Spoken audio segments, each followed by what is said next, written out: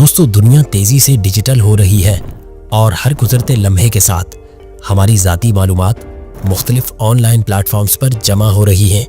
ایسے میں پرائیویسی کا تحفظ صرف ایک تکنیکی مسئلہ نہیں بلکہ ایک بنیادی انسانی حق بنتا جا رہا ہے۔ حالیہ دنوں میں ایپل اور برطانیہ کے درمیان پیدا ہونے والا تنازع اسی مسئلے کی ایک جھلک ہے۔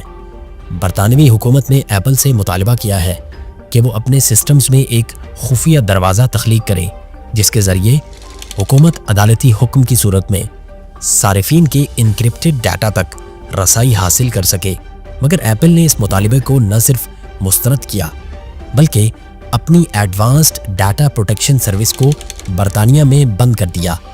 ایپل کا موقف تھا کہ اس سروس کے تحت محفوظ کیا گیا ڈیٹا اس طرح انکرپٹڈ ہوتا ہے کہ خود کمپنی بھی اسے ان لاک نہیں کر سکتی، اور اگر وہ حکومت کی بات مانے تو اسے صارف کی پرائیویسی قربان کرنا پڑے گی۔ پرائیویسی کے ماہرین نے ایپل کے اس فیصلے کو سراہا اور عدالت کی اس رائے کو خوشائند قرار دیا جس کے مطابق اس کیس کو عوام کے سامنے لایا جانا چاہیے۔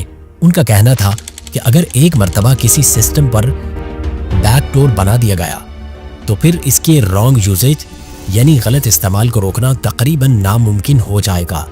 اس نوعیت کی درخواستیں صرف برطانیہ تک محدود نہیں بلکہ امریکہ، بھارت اور پاکستان سمیت کئی ممالک اپنی اپنی سطح پر ٹیک کمپنی سے صارفین کا ڈیٹا فراہم کرنے کا مطالبہ کر رہے ہیں۔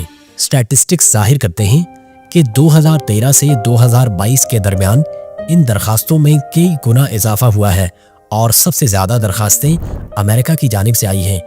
پاکستان میں بھی حالیہ برسوں میں متعدد ڈیٹا قوانین متعارف کرائے گئے جن کے تحت کمپنیز کو پابند کیا جا رہا ہے کہ وہ صارفین کا ڈیٹا ملک کے اندر محفوظ کریں۔ بھارت کی حکومت تو ایپل اور گوگل جیسے اداروں پر یہ دباؤ بھی ڈال رہی ہے کہ ان کے فونز میں سرکاری ایپس پہلے سے انسٹالڈ ہوں۔ یہ ساری صورتحال ہمیں یہ سوچنے پر مجبور کرتی ہیں کہ آخر ہماری معلومات کتنی محفوظ ہیں اور ہم خود کو اس ڈیجیٹل نگرانی سے کیسے بچا سکتے ہیں۔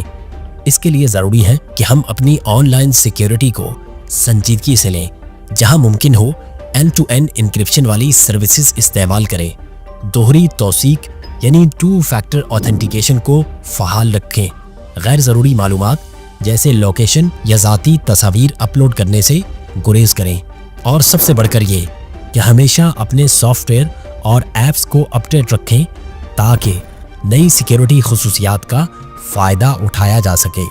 چونکہ یہ دور محض سہولتوں کا نہیں بلکہ چوکنا رہنے کا بھی ہے۔ پرائیویسی اب محض ایک نعرہ نہیں بلکہ ایک ذمہ داری ہے جو ہم سب کو خود نبھانی ہے تاکہ ہم ایک محفوظ، آزاد اور باوقار ڈیجیٹل زندگی گزار سکیں۔